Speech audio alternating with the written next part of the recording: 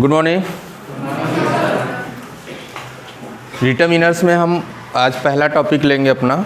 कल हमने classification of determiners पढ़ लिया था, डिटरमिनर्स के क्लासिफिकेशन को। तो उसमें जो पहला पॉइंट था वो हमारा क्या था? आर्टिकल। पहला पॉइंट हमारा क्या है? आर्टिकल। तो आज हम लोग आर्टिकल के बारे में पढ़ेंगे। There are two types of article. अगर हम आर्टिकल की बात करते हैं तो कितने टाइप्स का होता है? टू। पहला इंडिफिनिट और दूसरा डिफिनिट। इंडिफिनिट आर्टिकल्स और डिफिनिट आर्टिकल। इंडिफिनिट आर्टिकल्स में स्पेशली हमको पढ़ना क्या है? Use of a and an. और डिफिनिट आर्टिकल्स में हमको क्या पढ़ना है? Use of the. तो आर्टिकल्स में तीन यूज आपको पढ़ना है, ए, एन और द। ठीक है। तो आर्टिकल्स के टाइप्स आपको क्लियर हो गया। There are two types of article, first indefinite articles and second definite articles. Indefinite article means you have to study use of a and an, and definite articles means use of the. Okay, let us start our first point, use of indefinite articles a and an. सबसे पहले हम लोग ले रहे हैं indefinite articles ए और an को। A is use before a noun starting with a consonant sound. अब देखो, अगर हम ए और एन के यूज की बात करते हैं तो ये डिपेंड करता है किसके ऊपर? नाउन के साउंड के ऊपर। कोई भी नाउन है, अगर उसका प्रोनाउंसिएशन करते हो तो उसकी जो साउंड निकल के आती है, फर्स्ट लेटर की जो साउंड निकल के आती है, ये ध्यान में रखना, लास्ट के लेटर की नहीं, बिगिनिंग की जो साउंड होगी, जो फर्स्ट लेटर की साउंड होगी, उसके ही ऊपर डिपेंड करता है use of a and an. Clear? अब ए का यूज कहाँ करते हैं? अगर हम किसी भी नाउन, कोई भी नाउन है, अगर हम उसका प्रोनाउंसिएशन करते हैं और उसकी बिगिनिंग जो है कॉन्सोनेंट साउंड से हो रही है, कॉन्सोनेंट साउंड, तो कॉन्सोनेंट साउंड आप जानते ही हो, बी, सी, डी ना, एफ, जी, एच, ये सब क्या है? कॉन्सोनेंट साउंड है। अगर इससे बिगिनिंग हो रही है तो उसके पहले हम क्या यूज करते हैं? ए। ठीक है। और बेहतरीन तरीके से मैं आपको बता दे रहा हूँ, हिंदी में आपने देखा, हिंदी तो सबको आती होगी, उसमें जो लेटर्स होता है उसमें भी क्लासिफिकेशन होता है वॉवेल और कॉन्सोनेंट में।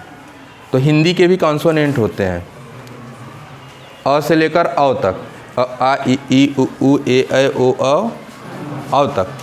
अगर किसी वर्ड का प्रोनाउंसिएशन करते हो, ध्यान से समझना, किसी वर्ड का प्रोनाउंसिएशन करते हो और उसका जो साउंड निकल के आता है, फर्स्ट लेटर को जो साउंड निकल के आता है, अगर वो हिंदी का स्वर न हो, स्वर मतलब अ से लेकर औ तक न हो, तो उसके पहले हम क्या यूज करते हैं?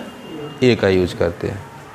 और अगर इंग्लिश में आप समझना चाहते हो तो सीधी सी बात है, अगर किसी नाउन का प्रोनाउंसिएशन करते हैं, उसका फर्स्ट लेटर का जो साउंड है, अगर वो कॉन्सोनेंट का आता है तो हम वहाँ पे क्या लगा देते हैं? ए लगा देते हैं। अब एग्जाम्पल से समझ लेते हैं, जैसे हम ले लेते हैं कैच। अब अगर आप इसका प्रोनाउंसिएशन करते तो क्या आता है? कैट, क। और क किसकी साउंड है? क किसकी साउंड है? कॉन्सोनेंट। सी की साउंड होती है ना, क। फोनिक अगर देखें, सी की साउंड क्या होती है? क। तो कॉन्सोनेंट की साउंड है, तो इसके पहले हम क्या यूज कर लेंगे? अ। अगर हम BALL बॉल लेते हैं तो यहाँ पे ब किसकी साउंड है? कॉन्सोनेंट की साउंड है, तो इसके पहले हम क्या यूज कर लेंगे? अ, ए यूज करेंगे। ठीक है। कुछ ऐसे वर्ड होते हैं, यहाँ समझने की ज़रूरत है, कुछ ऐसे वर्ड होते हैं जिनकी बिगिनिंग वॉवेल से होती है। जिनकी बिगिनिंग किससे होती है? वॉवेल से होती है, लेकिन साउंड वो किसका देते हैं? कॉन्सोनेंट का देते हैं। जब वो साउंड कॉन्सोनेंट का देंगे तो उनके पहले किसका यूज किया जाएगा? ए का। जैसे आप देखिए,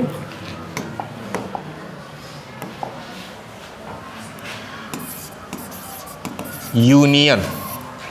अब यहाँ बिगिनिंग तो किससे हुआ है? वॉवेल से। वॉवेल से बिगिनिंग हो गई है, लेकिन ये साउंड किसका दे रहा है? साउंड क्या दे रहा है? यू, ये कॉन्सोनेंट की साउंड है ना। जब ये कॉन्सोनेंट की साउंड है तो इसके पहले हम क्या यूज करेंगे, ए। और यहीं पे बच्चे क्या कर जाते हैं, मिस्टेक कर जाते हैं। उनको चूंकि क्लास फर्स्ट से लेकर क्लास 8 तक, 6 तक, 7 तक यही बताया जाता है कि अगर फर्स्ट लेटर आपका वावेल है तो उसके पहले एन लगाओगे, अगर कॉन्सोनेंट है तो ए का यूज करोगे। लेकिन यहाँ पे आके ये रूल क्या हो जाता है, गिर जाता है। तो आपको यहाँ पे अगर यूज ऑफ ए और एन समझना है तो डिपेंड करता है किसी भी नाउन के फर्स्ट लेटर का जो प्रोनाउंसिएशन होता है, जो उसकी साउंड होती है उसके ऊपर। अगर कॉन्सोनेंट का साउंड दे रहा है तो हम क्या यूज करेंगे, अगर कॉन्सोनेंट का ना दे के वॉवेल का साउंड दे रहा है तो क्या यूज करेंगे, एन। कुछ एग्जाम्पल्स यहाँ दिए गए हम लोग देख लेते हैं। बॉय, ब कॉन्सोनेंट साउंड है तो इसके पहले हमने क्या लगा दिया, ए। गर्ल, ग कॉन्सोनेंट साउंड है तो इसके पहले क्या लगा दिया, ए। यूनियन, य की साउंड आ रही है ना, यू, य की साउंड आ रही है तो इससे पहले क्या लगा दिया हमने, ठीक है।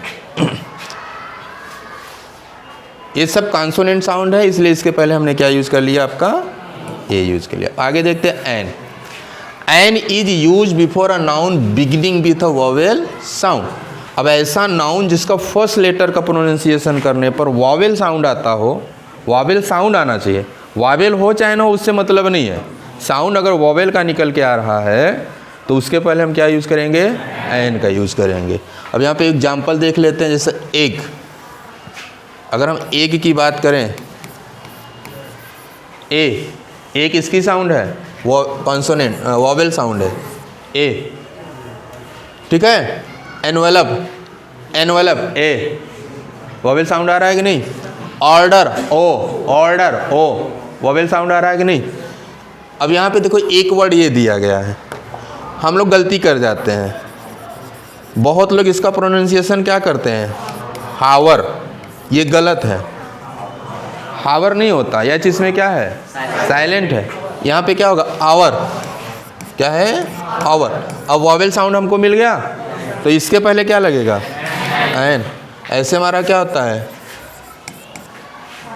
अब इसको बहुत लोग पढ़ते हैं हॉनेस्ट, हॉनेस्ट नहीं है, एच इसमें क्या है, साइलेंट, ऑनेस्ट, ओ वॉवेल साउंड मिल गया तो इसके पहले हम क्या लगा देंगे, एन।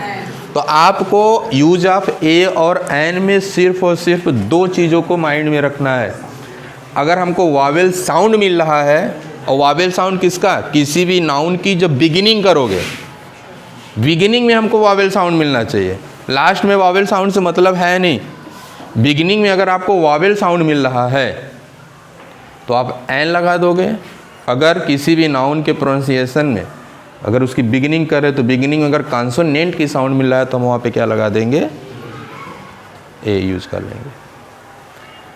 और ईरर डिटेक्शन में यही आता है, जब कोई दे देगा सेंटेंस तो यहाँ पे ऐसे लिखा रहेगा HOUR, उसके पहले ए लगा के रखा रहेगा। अब आप अगर इसके रूल को जानते हो तब तो पकड़ लोगे, अगर पुराना रूल जानते हो तो नहीं पकड़ पाओगे।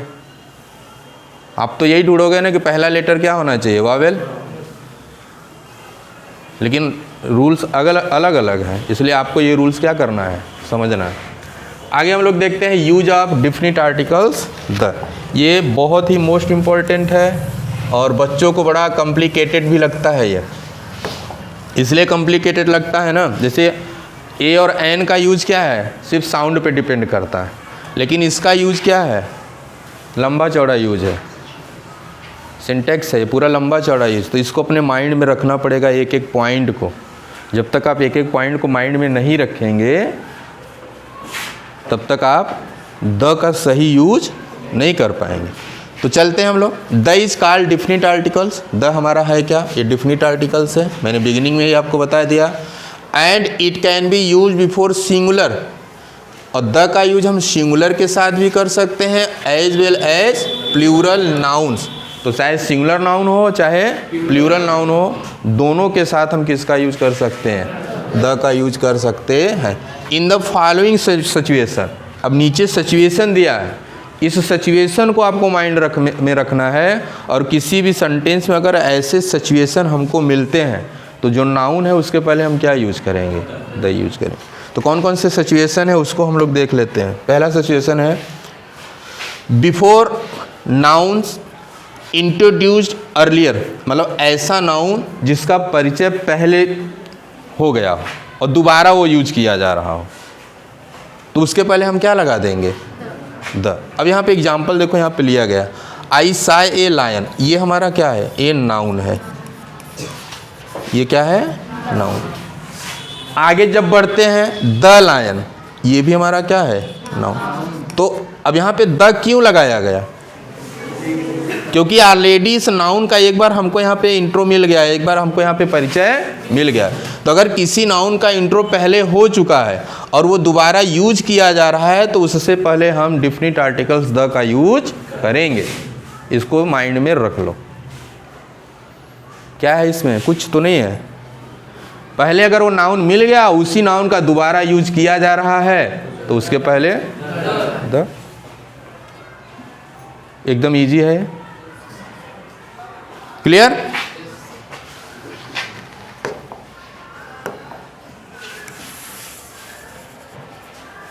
सेकंड सेंटेंस, सेकंड एग्जांपल भी हम लोग ले लेते हैं यहाँ पे।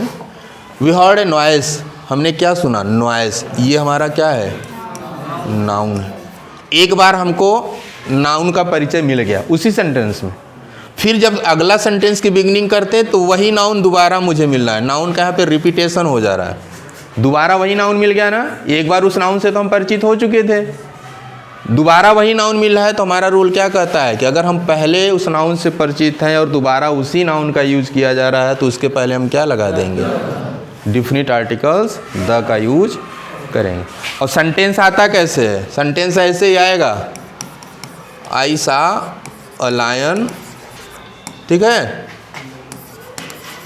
लायन वाज हंग्री, ठीक, आई सा लायन, लायन वाज हंग्री। अब आप तो झटके में इसको पढ़ लोगे, गलती नहीं मिल पाएगी, लेकिन गलती है इसमें, क्योंकि एक इस लायन का पहले बात हो चुका है और उसी लायन का यूज फिर कहाँ किया जा रहा है, यहाँ किया जा रहा है। एक ही नाउन का दोबारा यूज किया जा रहा है तो उससे पहले हम क्या लगा देंगे, तब जाके आपका सेंटेंस क्या होगा। और अगर इंग्लिश में आपको अच्छा नंबर लाना है, एबव 90+ जाना है, तो उसमें सबसे इम्पॉर्टेंट पोर्शन तो लिटरेचर है, लेकिन सबसे इम्पॉर्टेंट पोर्शन कौन सा आपका, ग्रामर ही है। लिटरेचर भी लिखोगे तो आपको ग्रामर की यूज़ तो करना ही पड़ेगा ना। जैसे लेटर लिख रहे हो, आर्टिकल लिख रहे हो, तो उसमें भी 1 नंबर ग्रामर के ऊपर रहता है। और जब पढ़ेगा तो ग्रामर के ऊपर 1 नंबर आपको देगा। और 10 नंबर के जो क्वेश्चन आते हैं ऐसे ही आते हैं, छोटे छोटे ईरर उसमें रहेंगे, मिस्टेक रहेंगे, उसको आपको क्या करना है, करेक्ट करना है। और आर्टिकल में से तो ज़रूर आता है, 1-2 क्वेश्चन तो उसमें से रहता ही रहता है। और कुछ भी नहीं है आर्टिकल में, बहुत ईजी है। और ग्रामर स्पेशली जानते हो कैसे आता है, रट के कभी नहीं कर सकते कि हमने इसका पूरा रूल्स रट लिया और हमको आ जाएगा ग्रामर्स, नहीं। जैसे मैथ की आप प्रैक्टिस करते हो ना, मैथ का क्वेश्चन बराबर सॉल्व करते रहते हो, मैथ रटते हो क्या, नहीं। ग्रामर भी कुछ ऐसा ही है, जितना ज़्यादा आप इसका एक्सरसाइज करोगे, जितना ज़्यादा एक्सरसाइज करते जाओगे, ऑटोमेटिक इसका रूल्स कहाँ आता जाएगा, माइंड में। क्योंकि जब आप एक्सरसाइज करोगे तो जाहिर सी बात है आपसे गलतियाँ होंगी, और जब गलतियाँ होंगी तो उसको सही करने के लिए रूल को देखना पड़ेगा। और जितनी बार आप रूल को देखोगे उतनी बार रूल आपके दिमाग में क्या होगा। तो इसलिए आप प्रैक्टिस करो। समर वेकेशन स्टार्ट होने वाला है आपका। इस समर वेकेशन का मतलब ये नहीं है कि सिर्फ खाना खाओ, सो जाओ और दिन भर खेलो। ये specially summer vacation class 10th जो है उनके लिए सिर्फ और सिर्फ क्या है, पढ़ाई के लिए है। खेलो भी, ऐसी बात नहीं है, घूमो भी, ये भी, इस पर रोक नहीं है, लेकिन अपने पढ़ाई का जो फ्लो हो वो कहीं से न टूटने पाए। और अच्छा आपके पास पर्याप्त समय भी रहेगा इसको करने के लिए, तो आप प्रैक्टिस करो। तो पहला रूल्स हमने डिफिनिट आर्टिकल्स का देख लिया कि अगर कोई नाउन का अर्लियर इंट्रो हो जाता है, पहले परिचय हो जाता है और वही नाउन दोबारा यूज किया जाता है तो उससे पहले हम किसका यूज कर लेते हैं, द का। क्लियर हो गया आपको। Before the superlative degree of adjective, ये जो एडजेक्टिव होता है ना, ये क्या करता है, किसी भी नाउन की क्वालिटी को डिस्क्राइब करता है ना, क्वालिटी बताता है। अब क्वालिटी क्या है, क्वालिटी अच्छी भी हो सकती है, बुरी भी हो सकती है। जैसे मैं अगर फिगर ड्रा कर दूं,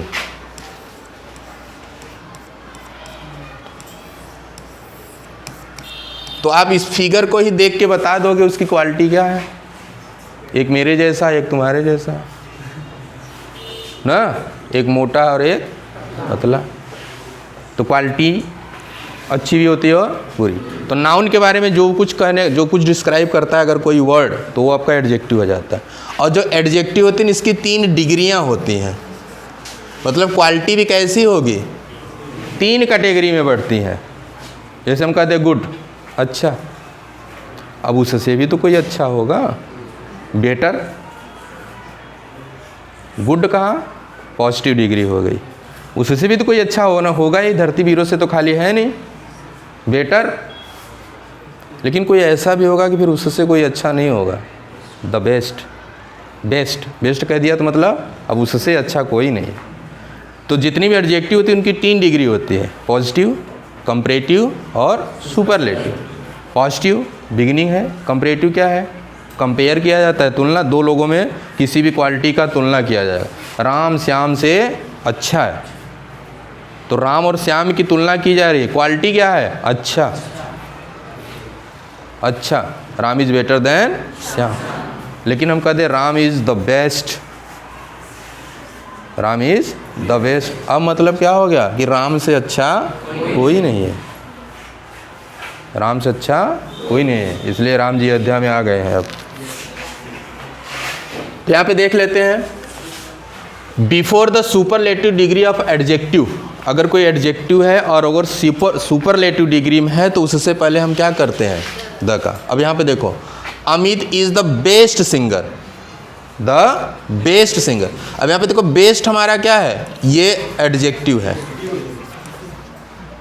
ये क्या है हमारा एडजेक्टिव। अगर हम इसकी डिग्री पूछे तो किस में है, ये सुपरलेटिव में है। किस में है, सुपरलेटिव। तो एडजेक्टिव अगर सुपरलेटिव में तो जाहिर से उसके पहले हमको क्या लगाना पड़ेगा। अगर आपने यहाँ पे अमित इज बेस्ट सिंगर कर दिया, ये गलत है। अगर आपने इस सेंटेंस को ऐसे लिख दिया, अमित इज बेस्ट सिंगर, तो ये गलत हो गया। क्यों, क्योंकि यहाँ पे सुपरलेटिव एडजेक्टिव आया है।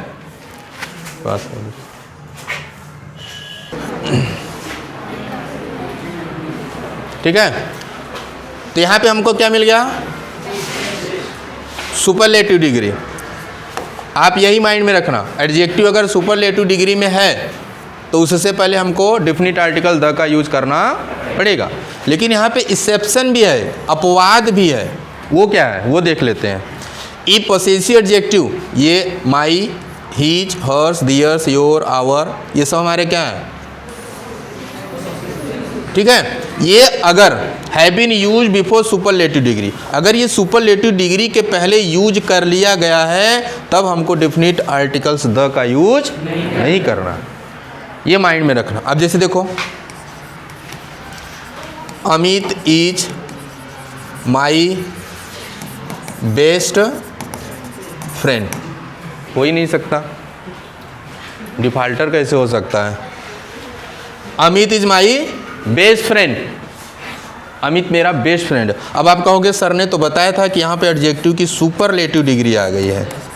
क्या आ गई है, सुपरलेटिव डिग्री आ गई है किसकी, एडजेक्टिव की। तो इससे पहले हमको क्या लगा देना चाहिए, द। नहीं, रुको जरा, इससे पहले द नहीं लगाओगे क्योंकि इस एडजेक्टिव के पहले एक एडजेक्टिव और बैठा है, माई, जो कि पॉसेसिव एडजेक्टिव है। तो अगर किसी सुपरलेटिव डिग्री के पहले पॉसेसिव आ जाता है तो उसके पहले आर्टिकल द का प्रयोग नहीं किया जाता। अगर एडजेक्टिव सुपरलेटिव डिग्री में है और अपने पहले कोई पॉसेसिव नहीं रखा है तब वहाँ पे आप क्या यूज कर लोगे, द का यूज कर लोगे। Is it clear.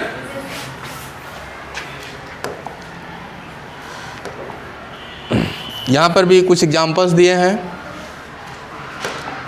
He is my best friend. अब देखो यहाँ पे हमने द बेस्ट के बाद द का पहले द का यूज क्यों नहीं किया, क्योंकि यहाँ पे हमको क्या मिल गया, हाँ यहाँ पे देखो क्या है बेस्ट, इसके पहले द नहीं लगाया। क्यों नहीं लगाया, क्योंकि यहाँ पे मिल गया ना, इसलिए नहीं लगाएंगे। Before a noun defined by A phrase और ए क्लास, कोई नाउन हो और उसको कोई फ्रेज या क्लास डिफाइन कर रहा हो। डिफाइन करने का मतलब उसके बारे में कुछ कह रहा हो, ठीक है। अब यहाँ पे हम एग्जाम्पल लेंगे तब समझ में आएगा।